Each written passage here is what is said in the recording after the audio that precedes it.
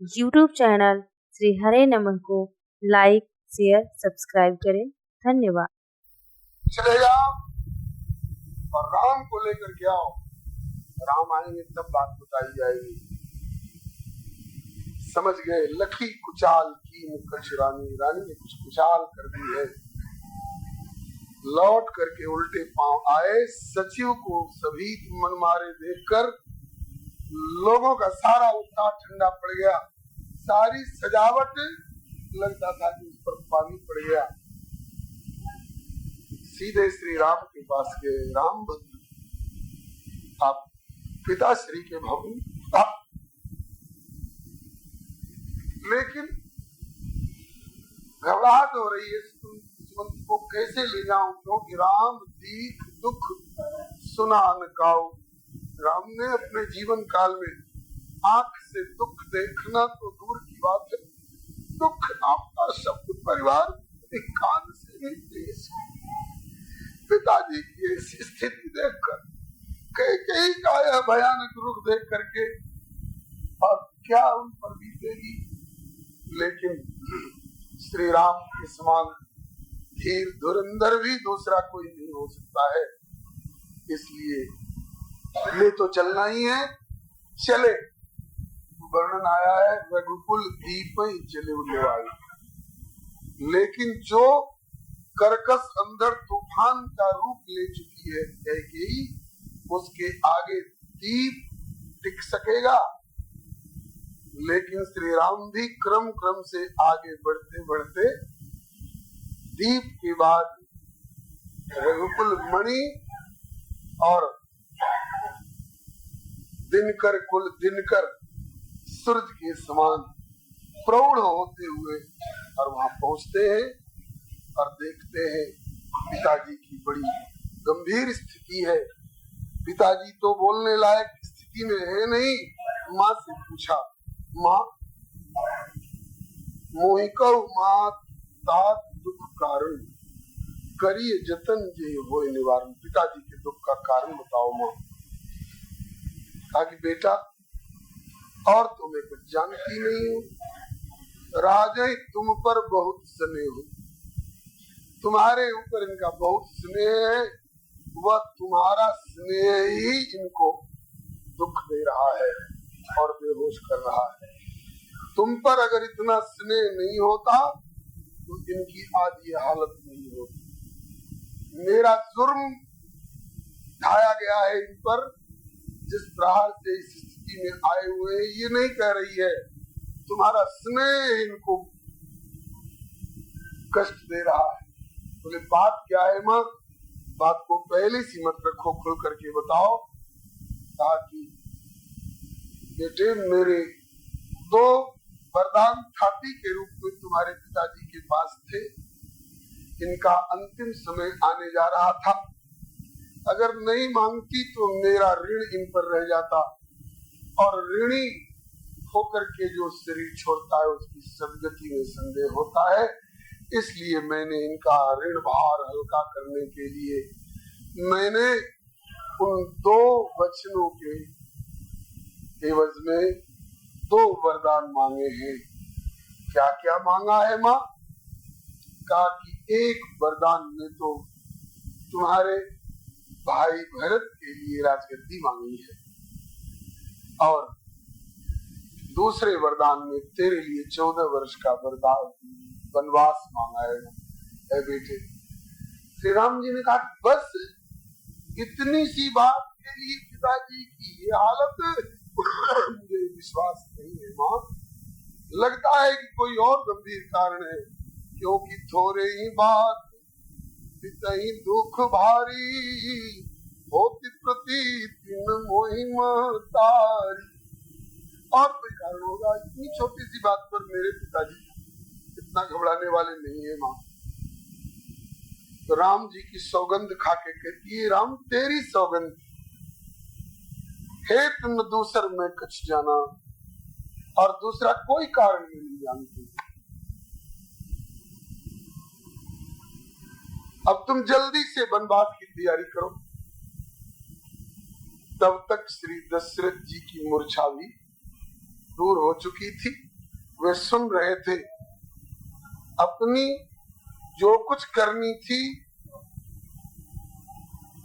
आदि होते आज से अंत तक उस कठिन कठोर कैकेयी ने श्री राम से वर्णन करके सुनाया। इसके बाद तो श्री राम जी ने कहा कि मां अगर इतनी सी बात है तो बिल्कुल तुरंत आज्ञा का पालन होगा। पिताजी शायद यह सोच रहे हो कि पता नहीं ये मांग तो रही है, मैं शपथ भी खा चुका हूँ, लेकिन श्री राम जाए कि नहीं जाए, मेरा वचन पूरा हो कि नहीं, ऐसा संदेह होने नहीं दूंगा। यद्यपि दशरथ जी ऐसा नहीं सोचते। दशरथ जी तो ये सोचते हैं कि आज तक राम मेरे आज्ञाकारी बन करके रहे, लेकिन आज हे विधाता, हे आशुतोष औडरदानी, आज तुम असमत राम ही देव, आज ऐसी बुद्धि राम को दे दो जिससे कि मेरी आज्ञा उल्लंघन करने वाले थोड़ी देर के लिए राम उद्दंड हो जाए। उद्दंड हो जाए का मतलब पिता की आज्ञा का उल्लंघन करने वाले हो जाए। परिहरशील सने बन नहीं जाकर के और राम जी एकदम अड़ जाए, क्या मेरी गलती है, क्यों मुझे जंगल में जाने की बात कर रहे हो, ऐसा राम कह दे तो मेरे प्राण बच जाएंगे। कहीं तो पिता तरस रहा होगा कि मेरा बेटा जिंदगी में मेरी एक बात मान लेता, लेकिन अवध के पिता तरस रहे हैं कि मेरी जिंदगी में आज एक बार मेरा लाल मेरी आज्ञा का उल्लंघन कर दे। भले मैंने वचन दिया है तो क्या, लेकिन श्री रामभद्र ने पिताजी का समाधान किया। पिताजी तो बहुत छोटी सी बात है, इस पर आप इतने दुखी क्यों हो रहे हैं, ये तो मेरे लिए बड़े सौभाग्य की बात है। कैकेयी से भी कह रहे सुन जननी सोई बड़ भागी, जो मात वचन अनुरागी। पिताजी का वचन है और आपकी आज्ञा है, आपकी रुचि है, भैया भरत को राज मिल रहा है, यह तो मेरे लिए बड़े सौभाग्य की बात है। इसलिए माँ आप संदेह मत करो, पिताजी आप इस पर शोक मत करो, मुझे आज्ञा हो। दशरथ जी बोलेंगे क्या? वैसे मेरे ख्याल में पाठक्रम में श्री रामचरितमानस में एक बार भी दशरथ जी ने अपने मुख से राम जी से ऐसा कहा है थोड़े कि बेटे मेरे वचन को रखने के लिए कैकेयी के मांगे हुए वचनों को पूरा करो, तुम जंगल में चले जाओ। अपने मुख से दशरथ जी ने ऐसा कहा है थोड़े, लेकिन चूंकि कैकेयी कह चुकी है और पिताजी कैकेयी के कहने के पहले मेरी शपथ खा करके और वचन दे चुके हैं, तब अब कहे जाए न कहे पहले कह चुके हैं और शपथ पूर्वक कह चुके हैं, तब तो पिताजी ने कह ही दिया, कह दिया तो उसका पालन होना है। श्री रघुनाथ जी आए और माता कौशल्या से विदा मांगने के लिए आए। माता कौशल्या इस हर्ष उल्लास में बैठी थी, बैठी भी नहीं थी, ये पूजन कर रही थी। रंगनाथ भगवान का पूजन कर चुकी थी, सूर्य नारायण को अर्घ्य दे रही थी और तुलसी जी को जल दे रही थी और सबसे मांग रही थी भाई सहित राम कल्याण। राम जी का यह राज्याभिषेक उत्सव निर्विघ्न संपन्न हो, उसी समय श्री राम जी ने जाकर चरण छुए, प्रणाम किए। माता ने कहा कि बेटे जो मन भाव मधुर कुछ खाओ, अरे अन्न नहीं खाओ लेकिन थोड़ा कुछ फलाहारी सामान तो ग्रहण कर लो, न जाने कितनी देर हो जाए अभिषेक की विधि विधान में ये माँ का हृदय है, कुछ खा लो। इसके बाद पिताजी के पास जाना और उसके बाद फिर राज्याभिषेक वाली तैयारी में और उसमें विधि विधान में जुट जाना। तो रामभद्र बोले कि माँ मुझे राज्य मिल गया। अरे कैसे मिल गया बेटे? अभी कोई विधि विधान हुआ नहीं, बाजे बजे नहीं, राज तिलक हुआ नहीं, और राज्य कैसे मिल गया? बोले यहाँ का राज्य नहीं, मैं बड़ा भाई हूँ ना, इसलिए मुझे बड़ा राज्य मिल गया। यहाँ का राज्य छोटा राज्य है और ये मेरे छोटे भाई को दिया गया, भरत जी को, और मैं बड़ा भाई हूँ ना, इसलिए मेरे ऊपर बड़ी जिम्मेवारी सौंपी गई है। मैं बड़े भारी विस्तृत राज्य का राजा बन गया हूँ। कहाँ का? पिता दीन मोहि कानन,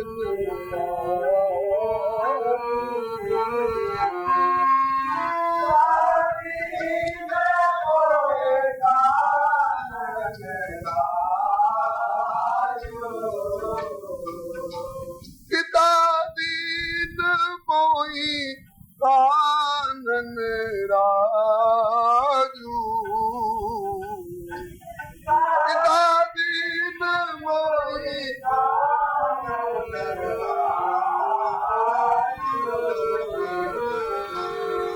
कानन का राज क्यों दिया? कहा कि जहाँ सब भांति मोर बड़का,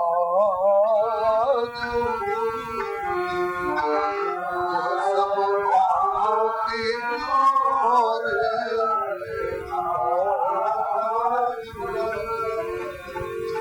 बड़े पुत्र पर बड़ी जिम्मेवारी सौंपी है, बड़े पुत्र को बड़ा राज्य दिया है। ये नहीं कहा मुझे वनवास दे दिया पिताजी ने, पिता दिन में कानून राजू। मेरे पिताजी का पहला वचन भी पूरा हो गया जो दरबार में दिया था, बेटे को राज्य देने वाली बात। बोले हाँ महाराज, राम जी को राजा बना दिया जाए। तो कहा कि बना दिया राजा। कहाँ का राजा बना दिया? बोले अयोध्या का राजा छोटा है, यहाँ का राजा नहीं बनाया, उनको जंगल का राजा बना दिया। मैं सारे जंगल का राजा हो गया हूँ। जहाँ सब हाथ मोर बड़का दी। अयोध्या वाला काज तो बहुत छोटा काम है, जंगल वाला काम बहुत बड़ा काम है। अयोध्या वाला काम जो है अवधवासियों तक के सुख सुविधा और पालन संचालन तक की बात रहेगी, और वहां वन में जाने पर तो सारे विश्व के संरक्षण पालन संचालन इत्यादि का काम। जहाँ सब वहां मोर बड़का दी। माँ सहम गई। अरे किसने कुठाराघात किया बेटे? को दिनकर कुल भयो कुठारू। श्री राम जी तो क्या सुनावेंगे। इसके बाद सचिव सुत ने सारी बात सुनाई। माँ घबरा गई। माँ ने कहा कि बेटा अगर केवल पिताजी ने कहा है तो मत जाओ, मैं उनसे 10 गुना विशेष अधिकार रखती हूँ। एक मत से पिताजी ने कहा है कि वन में जाओ, तो 10 मतों से मैं कहती हूँ कि मत जाओ। मेरा आदेश ज्यादा गुरुतर है, लेकिन जो पितुमात कहे बन जाना तो कानन शत अवध समाना। माता कौशल्या का विवेक बोल रहा है, जो प्रभु की तरफ से दिया हुआ है। माँ की विवेक अलौकिक तोरे, कबहु न मिटी अनुग्रह मोरे।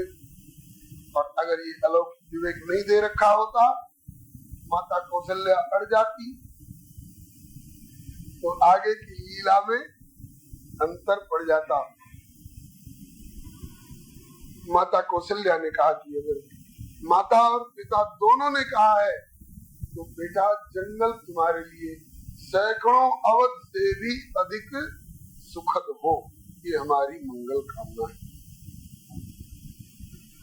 उसी समय में श्री सिया जी को खबर मिली श्री सिया जी भी आकर के जब माँ बेटे का संवाद हो रहा था उस समय श्री सिया जी भी उपस्थित हो गई और अपने चरण के अंगूठे के नाखून से धरती कुरेदने लग गई। ये बहुत अफसोस की मुद्रा है, बहुत गंभीर चिंतन की मुद्रा है। तो उस समय श्री सिया जी के नखों से धरती जो यूं यूं की जा रही थी तो चरण की नूपुर से आवाज हो रही थी। चार चरण नख लेखत धरनी तो नूपुर मुखर मधुर कविवरणी।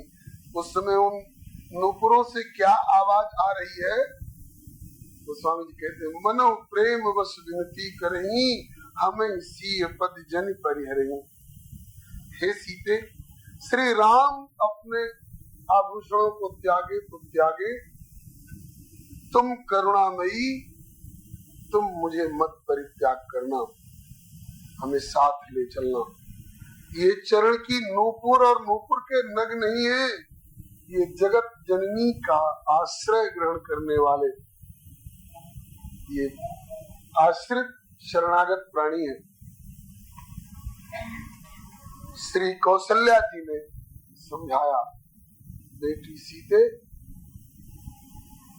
जाने दो राम को, यह अभ्यस्त है, विश्वामित्र जी के साथ जाकर जंगल में रह करके आया है, तुम इनके साथ जाने का हठ नहीं करना।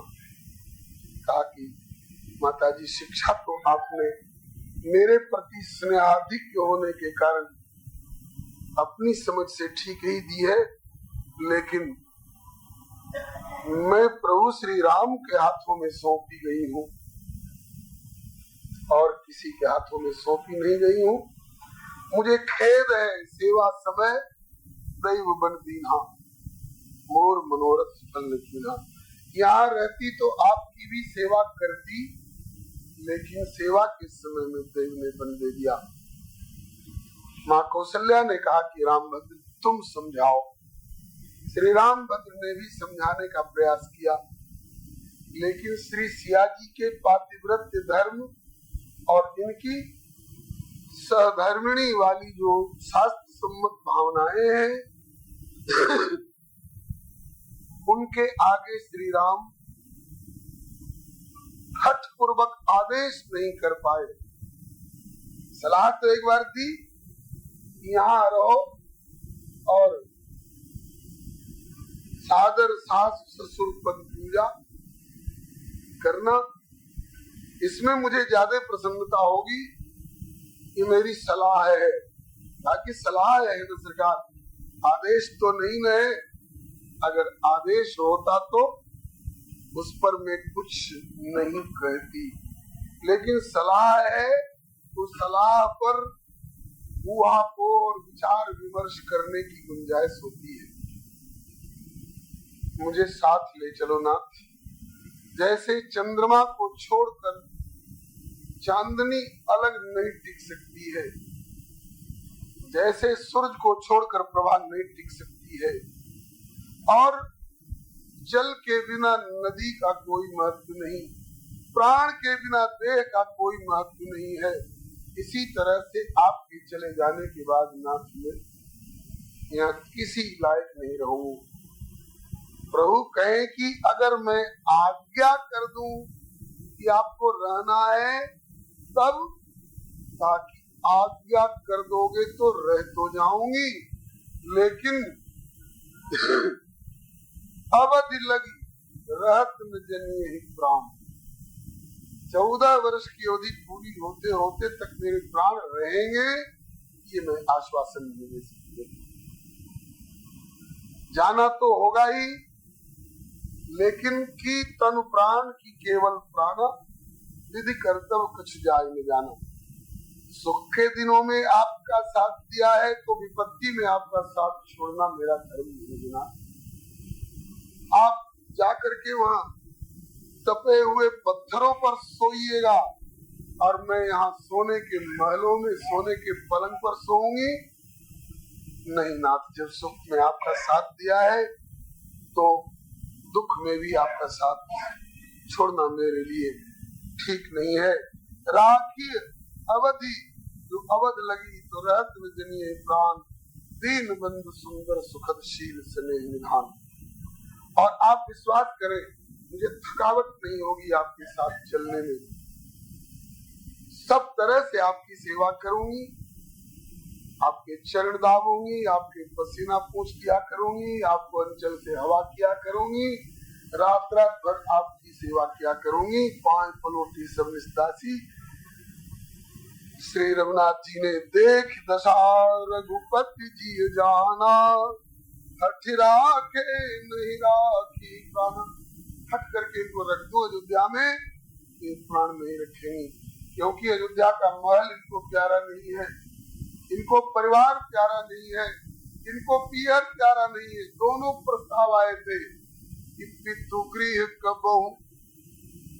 कबहू ससुरारी, रहब जहाँ रुचि होए तुम्हारी। जहाँ तुम्हारी रुचि हो, मई के ससुरे सकल सुख। मायके में भी और ससुराल में भी सब प्रकार का सुख है बेटी। मई के ससुरे सकल सुख, जब ही जहाँ मनमान। तब रही सुखेन सिय, कब तक जब लगी विपत्ति बिहान। लेकिन श्री सिया जी ने कहा कि पति पत्नी के लिए एकमात्र गति पति ही है, यह उत्तम पतिव्रता का लक्षण है। श्री सिया जी को रघुनाथ जी ने आज्ञा दी, ठीक है कर लो तैयारी। लक्ष्मण जी को खबर मिली, दौड़े आए सूखे हुए से, और आकर कुछ बोले नहीं, खड़े हो गए प्रभु के पास। वचन न आवत प्रेम बस। इनको संदेह है, पता नहीं मुझको साथ लेंगे कि छोड़ के जाएंगे। इनकी स्थिति देखते ही श्री रघुनाथ जी ने कहा, भैया आप प्रेम बस जन कदराहू, कादर मत बनो, कर्तव्य पालन से भागो मत। बड़ी गंभीर परिस्थिति है। भरत भवन रिपुसूद, भरत भवन भरत रिपुसूदन नहीं, घर में भरत शत्रुघ्न नहीं है। मैं वन में जा रहा हूँ, राव वृत्त, अयोध्या पर कोई भी आफत आवे तो एक तुम ही अब रह गए न सार संहार करने वाले, इसलिए भैया रहो करो सब कर परिपोषु। लक्ष्मण जी ने कहा कि मंदर मेरु की ले मराला, एक हंस का नन्हा सा बच्चा मंदराचल ले सकता है अपने ऊपर।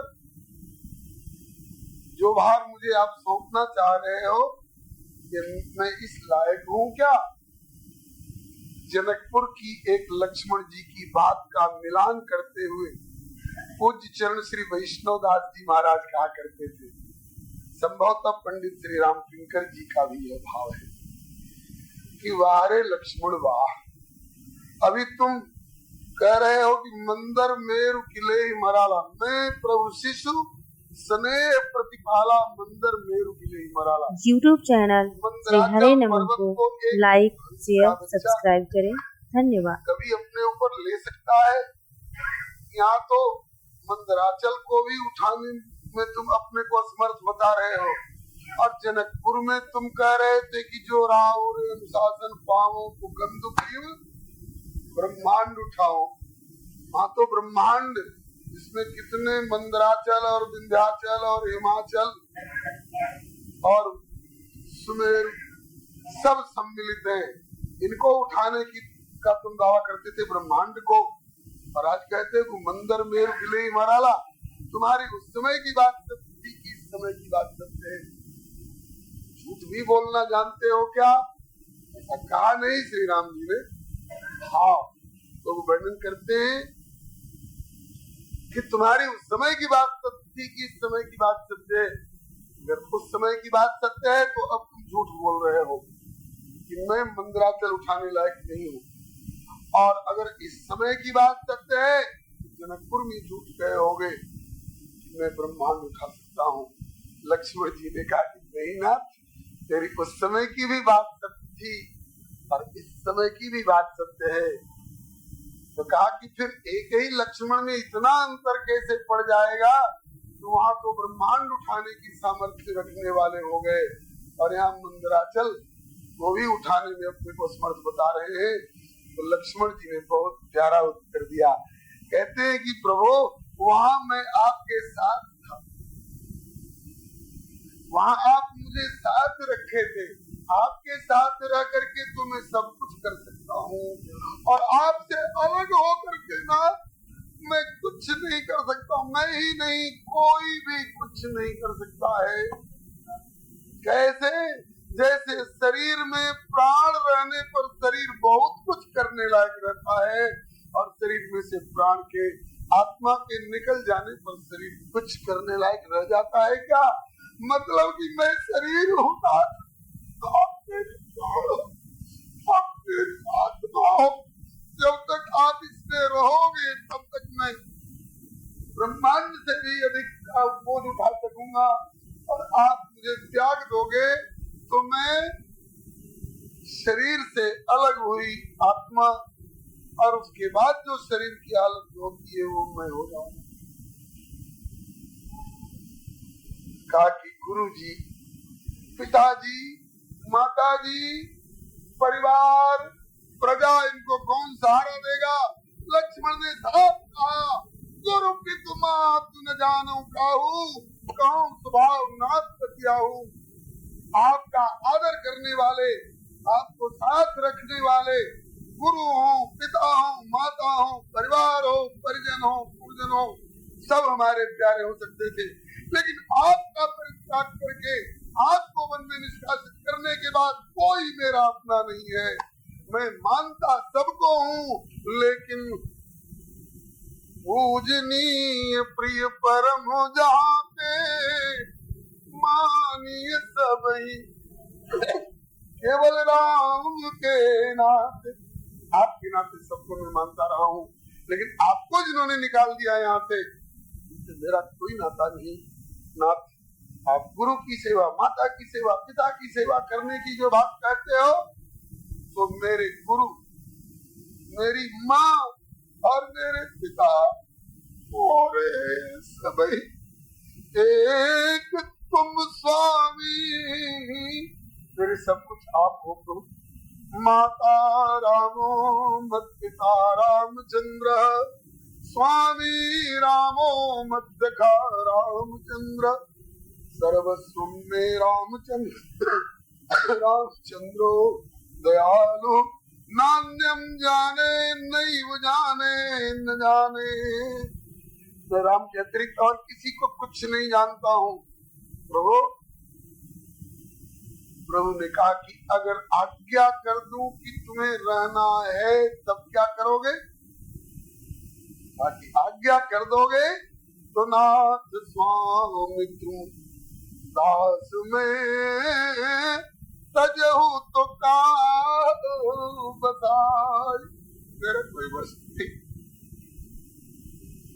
जबरदस्ती आपके पीछे नहीं जाऊंगा, आज्ञा कर दोगे तो रह तो जाऊंगा, लेकिन 14 वर्ष की बात तो बहुत दूर की है, 14 महीना की बात तो बहुत दूर की है, 14 दिन की बात बहुत दूर की है, 14 घंटा भी बहुत दूर की बात है ना, 14 क्षण भी जीवित रहे आश्वासन नहीं। श्रीमद् वाल्मीकि रामायण में लक्ष्मण जी ने एक श्लोक में कहा है, मैं और श्री किशोरी जी इन दोनों में से एक भी नहीं बचेंगे सरकार आपसे अलग रह करके। मूल श्लोक है, न सीता त्वया हीना न चाहमपि राघव मुहूर्तमपि जीवावह। आपसे अलग रह करके मैं सीता जी से मैं जी सकता हूँ, एक मुहूर्त भी नहीं जी सकते हैं। कैसे? उदाहरण देते हैं कि जला मत्स्या विबोधृतो, जल से निकाल करके मछली को बढ़िया से बढ़िया गद्दे पर और गद्दी पर बिठा करके कहिए कि यहाँ प्रतीक्षा करो, मैं 14 वर्ष के बाद आऊंगा। मछली जल से निकलने के बाद 14 क्षण तो जी नहीं सकती है। वही हाल मेरा और श्री जानकी का होगा प्रभु आपसे अलग होने के बाद। आगे ठीक है, चलो करो तैयारी, जाओ विदा, माँ से मांगो जाए, माँ क्या क्या मांगती जाए। लक्ष्मण जी झट सुमित्रा जी के पास चले गए। सुमित्रा जी ने पूछा, बेटे उदास कैसे हो? सचिव सुत ने सारी बात बताई और इसके बाद माता सुमित्रा ने कहा कि अच्छा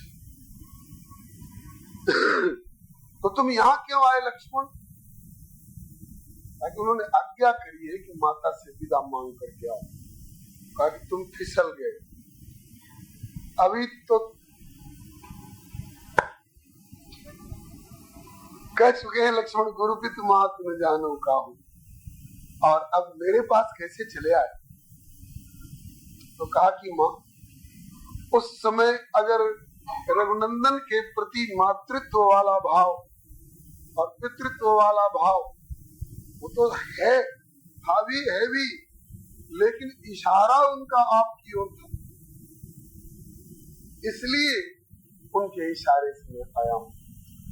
तो कहा कि ठीक है, उन्होंने इशारा मेरी ओर किया है क्योंकि राम व्यवहार निपुण है। नीति प्रीति परमार्थ स्वार्थ गुण राम संज्ञान विचारक। राम ने मेरी ओर इशारा इसलिए किया होगा कि माता सुमित्रा ये न सोचे कि देखो अपने वनवास गया सो गया, मेरे लक्ष्मण को भी ले गया, मेरे लक्ष्मण को ले जाता तो कम से कम मुझसे अनुमति तो मांगता। हालांकि माता सुमित्रा का जैसा समर्पण वाला भाव है ऐसा सोच नहीं सकती है, लेकिन फिर भी कोई दूसरा ही ऐसा सोचे, इसलिए क्यों किसी को ऐसा सोचने का मौका दूं? प्रभु ने इशारा किया है। ठीक है, तो प्रभु ने मेरी ओर इशारा किया, अपनी व्यवहार निपुणता निभाई, तो मैं अब उनकी ओर इशारा कर रही हूँ। तात तुम्हारी मात बेदेही, पिता राम सब भांति स्नेही। यही भाव श्लोक में वाल्मीकि रामायण में भी आया है। रामं दशरथं विद्धि मां विद्धि जनकात्मजाम्, अयोध्यामटवीं विद्धि गच्छतात यथा सुखम। जाओ बेटा, लेकिन वहां जाकर के देखो तुम्हारे पिता राम है, तुम्हारी माता वैदेही जानकी है, और तुम्हारे लिए अयोध्या वन है, जहाँ राम रहेंगे वही तुम्हारे लिए अयोध्या है।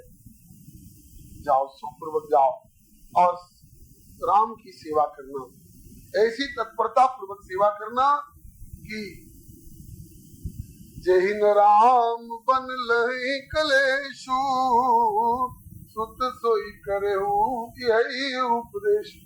राम को किसी बात के लिए क्लेश और कष्ट उठाना न पड़े, मतलब कि सब तुम अपने ऊपर उठा लेना, उनको कष्ट मत उठाने देना, उनको क्लेश मत उठाने देना।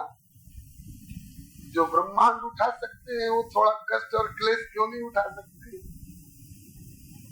आगे की जो बात कही है, आदर्श पात्रों की सूची देते समय एक दिन पहले भी चर्चा आ चुकी है। राग रोष ईर्ष्या मद मोह जिन सपने इनके वश हो गए। तो राग रोष ईर्ष्या मद और मोह, इन दोषों के वशीभूत हो जाने वाला सेवा नहीं कर सकता है, और तुम्हें सेवक बन करके रहना है लक्ष्मण। और जानते हो श्री राम वन में क्यों जा रहे हैं? तुम्हारे भाग राम बन जाही, दूसरे नहीं। कैकेयी के वरदान का तो बहाना है बेटा, भूभार हरण का तो बहाना है, और देवताओं के संकट दूर करने वाली बात वो तो बहाना है। वास्तव में केवल तुम्हारे लिए वो वन में जा रहे हैं। मतलब अब तक लक्ष्मण तरसते थे कि इनकी सारी सेवा मैं ही करता प्रभु की। लेकिन यहाँ तो नौकरों में भी सेवाएं बट जाती हैं, भाइयों में भी सेवाएं बट जाती हैं, तो मुश्किल से एक दो तरह की सेवा मिलती है। कहा कि अब सारी सेवाएं करने का तुमको अवसर मिलेगा, इसलिए तुम्हारे भाग राम बन जाए। तुमको सर्वांगीण सेवा का अवसर प्रदान करने के लिए प्रभु बनने जा रहे हैं। अब दूसरा भाव, इनके स्वरूप को जानने वाले लोग यह भी कहते हैं कि ये शेषावतार है। शेष के मस्तक पर ब्रह्मांड है, ब्रह्मांड में पृथ्वी है, पृथ्वी पर कृतघ्न नालायक नीच असुर राक्षस लोग भार हो गए हैं। जब पृथ्वी भारवती हो गई तो ब्रह्मांड भी भारवान हो गया, और इसका भार तेरे ऊपर तो है। तो जब पृथ्वी का भार प्रभु उतारेंगे तो तुम्हारा भी भार उतर जाएगा, और तुम्हारा भार उतर जाएगा तो और उसी भार उतारने के लिए प्रभु जा रहे हैं। इसलिए बेटे तुम्हारे भाग राम बन जाई, दूसरे का कुछ नहीं। लक्ष्मण जी ने तैयारी कर ली, आए प्रभु के पास, आज्ञा मिल गई, खाकी मिल गई, आज्ञा भी मिल गई, उपदेश भी मिल गया। एक आज्ञा जो दी है कि राग रोष ईर्ष्या मद मोह जन सपने हो इनके बस हो। कहा कि जागृत में तो अपने को संभाला जा सकता है सावधान रह करके, सपने में मन को संभाल करके रखना कठिन है। इसलिए मां फिर भी तुम्हारी आज्ञा का अक्षरशः पालन होगा। कैसे? तो कहते हैं कि सपना तो तब आएगा ना जब सोओगे, सोएंगे ही नहीं, न सोएंगे न सपना आएगा, न सपने में कर्तव्य से विचलित होने वाली परिस्थिति आएगी। वैसे आवश्यकता पड़ने पर लक्ष्मण जी ने राग भी किया है, रोष भी किया है, असुरों पर रोष भी किया है। जो तेई आज मुझे बिनुआओ तो रघुपति सेवक न कहाऊं। लेकिन श्री माता कैकेयी सुमित्रा का तात्पर्य यही था कि अशास्त्रीय राग रोष ईर्ष्या मद मोह मत करना, और नाजायज राग रोष ईर्ष्या मद मोह मत करना। आवश्यकता के अनुसार बलिहारी। दृष्टांत एक गुरुदेव से सुना था। एक बार नारद जी को एक सर्प काटने दौड़ा। नारद जी ने उसको समझाया, तुमने पूर्व जन्म में कोई पाप किया होगा इसलिए सर्प बने।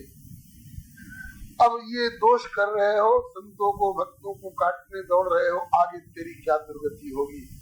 नारद जी की बात थी इसलिए उसकी समझ में आ गई। कहा कि अब आज्ञा दीजिए गुरुदेव, कैसे सुधार होगा। पिछला जन्म बिगड़ा सो बिगड़ा, आगे का सुधार हो जाए। कहा कि मैं तुम्हें शिक्षा दीक्षा दूंगा। शिक्षा दीक्षा दी, वैष्णव बना दिया। अब वैष्णव बन के काटना छोड़ दिया। जब काटना छोड़ दिया तो छोटे छोटे बच्चे उसको पकड़ करके घसीटने लग गए, सारा शरीर क्षत विक्षत हो गया। तब श्री नारद जी कुछ दिन के बाद फिर उसी रास्ते से निकल रहे थे, देखा है तो वही, लेकिन एकदम मरे मरे जैसा हो रहा है, सारे शरीर में घाव ही घाव छिल करके हो गए थे। बेटे तेरी ये क्या हालत? कहा कि गुरुजी, जब से आपने वैष्णवी दीक्षा दे दी तब से मैंने काटना छोड़ दिया, तो अब लोग मुझसे डरते ही नहीं है और जितना चाहते हैं घसीटते हैं। नारद जी ने कहा, बेटा मैंने तुम्हें काटने के लिए मना किया था कि फुंकार मारने के लिए भी मना किया था? मतलब कि किसी का अनहित मत करो, लेकिन अपना और उनका भी जिससे भला हो फुंकार मार सकते हो। तो इस तरह से श्री लक्ष्मण जी को राग है कि नहीं? प्रभु में इतना राग है। राग कहते हैं कि जिसके बिना न रहा जाए, जिसकी बारंबार याद आती है, जिसकी याद भूली नहीं जा सकती है, यही राग और प्रौढ़ हो जाता है तो अनुराग कहलाता है। और किसी के तरफ से मन को हटा लो उधर भी उनकी याद भी नहीं आवे, उसको विराग कहते हैं। तो संसार से विराग, लेकिन प्रभु के प्रति राग, और वह राग ही नहीं बल्कि अनुराग का रूप ले ले। श्री नारद जी ने भक्ति सूत्र में कहा है कि अगर कोई ऐसी बात आ जाए तो उसको भी काम में लाया जा सकता है, लेकिन दूसरी जगह नहीं, बोले प्रभु के ही प्रति इसका प्रयोग होना चाहिए। तो कभी कभी राग आ जाता है तो प्रभु के प्रति, कभी कभी का राग और अनुराग तो बराबर रहता है, प्रभु के प्रति उनका उसका विनियोग सदा होता रहता है। और कभी कभी लखनलाल जी को तो रोष भी आ जाता है, उस रोष का भी विनियोग कभी कभी प्रभु पर कर देते हैं। आप के पास दोस्त देखने वाली तो आंख है ही नहीं है? सबको अपने समान समझते हैं और कादर मन कहूँ एक अधारा, ये सारी बातें, लेकिन उसमें भावना में श्री राम ही इनके हृदय के उच्चतम सिंहासन पर बैठे हुए हैं, श्री राम के लिए सब कुछ करने को तैयार है। और इस व्रत का निर्वाह करने के लिए लक्ष्मण जी 14 वर्ष सोए ही नहीं, शेषावतार है।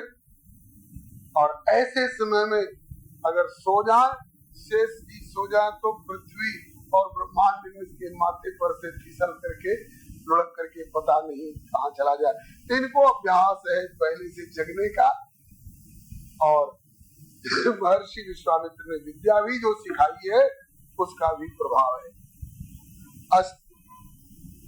अब आगे चले। जब श्री राम चलने को तैयार हुए तो पहले इनको अपने पहले के पहरे हुए वस्त्र आभूषण उतार के धर देने हैं और मुनियों के बलकल इत्यादि वस्त्र और बर्तन इत्यादि, लोटा लेके नहीं जा सकते हैं, थाली लेकर के नहीं जा सकते हैं, कमंडल लेकर के जाना होगा। इसलिए मुनिपट भूषण भाजन आनी, आगे धरी बोली मृदुबान,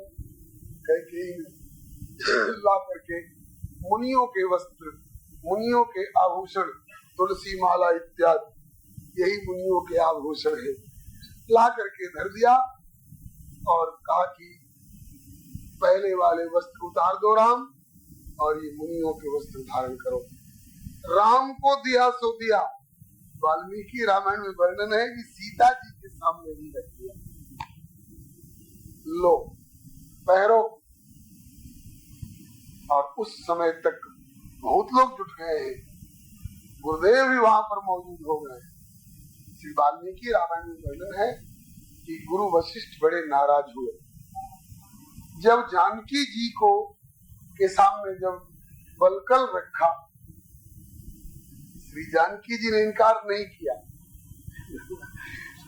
बल्कि प्रभु से पूछती है कि नाथ मुझे सिखा दीजिए ये मुनियों के वस्त्र कैसे बांधे जाते हैं, मुझे सिखा दीजिए। आप मुनियों के साथ रह आए हैं इसलिए आपको मालूम है, इसलिए मुझे सिखा दीजिए ये वस्त्र कैसे बांधे जाएंगे, मैं भी बांध लूं। हाथ में भी ले लिया। तब श्री वशिष्ठ जी गर्म पड़े और इतना तक कहा है कि कैकेयी तेरी ये हिम्मत, कलाई पर अंगूठा पकड़ते पकड़ते कलाई तक पहुंचने लगी। तो तुमने वनवास राम को मांगा है कि सीता को मांगा है? सीता स्वेच्छा से जा रही है, अपना कर्तव्य समझ करके जा रही है, अपना पतिव्रत धर्म समझ करके जा रही है। सीता तेरी शर्त में नहीं है, सीता तेरे वरदान के अंतर्गत नहीं है। और सीता के प्रति अगर ये ढिठाई करेगी तो देख राम तो वन में जाएंगे, लेकिन सीता को मैं अपने विशेषाधिकार से रोकूंगा। और तेरे भरत के लिए मुझे विश्वास है, भरत को तुमसे अधिक मैंने समझा है, मुझे विश्वास है भरत राजगद्दी नहीं लेंगे, भरत भी राजगद्दी नहीं लेंगे, राम भी वन में चले जाएंगे। दशरथ भी अब नहीं बचेंगे, तो अयोध्या की राजगद्दी को कौन संभालेगा? बोले कि मैं सीता को राजगद्दी पर बिठाऊंगा। वशिष्ठ बाबा के मूल शब्द हैं, मैं सीता को राजगद्दी पर बिठाऊंगा और आत्मा ही दारा सर्वेशाम दार संग्रह वर्तिनाम, जितने दार संग्रही हैं, दार संग्रही माने सपत्नी धर्म पत्नी से संयुक्त पत्नी उनकी अपनी आत्मा मानी जाती है अगर धर्म का पालन करने वाली हो तो ऐसी सीता तरीकी धर्मचारिणी पतिव्रता साध्वी पत्नी श्री राम की आत्मा है।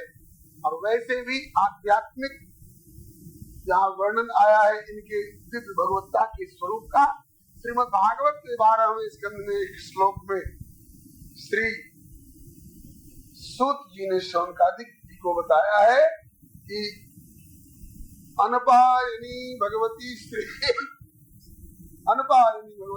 साक्षात आत्मनो हरे, सारे जगत की आत्मा समस्त आत्माओं की आत्मा श्री राम है और श्री राम की भी आत्मा श्री जी है। अनपायनी भगवती श्री साक्षात आत्मनो हरे, राम की अनुपस्थिति में सीता को राजगद्दी पर बिठाऊंगा और सीता सक्षम है, सीता पालयिष्यति मेदिनी, सारी मेदिनी का पालन करेंगी। पिटा गई कैकेयी। इसके बाद कहा कि सीता वस्त्र आभूषण के साथ जाएंगी, अपने श्रृंगार पेटी को लेकर के जाएंगी, क्योंकि सीता सुहागिन, सीता सधवा है, इसलिए अपने समस्त सामग्रियों के साथ जाएंगी। दोनों भाइयों ने अपना मुनि पट भूषण भाजन संभाला और श्री सीता जी सुहागिन की तरह इनका अनुवर्तन कर रही है। YouTube चैनल श्री हरे नमः को लाइक, शेयर, सब्सक्राइब करें। धन्यवाद।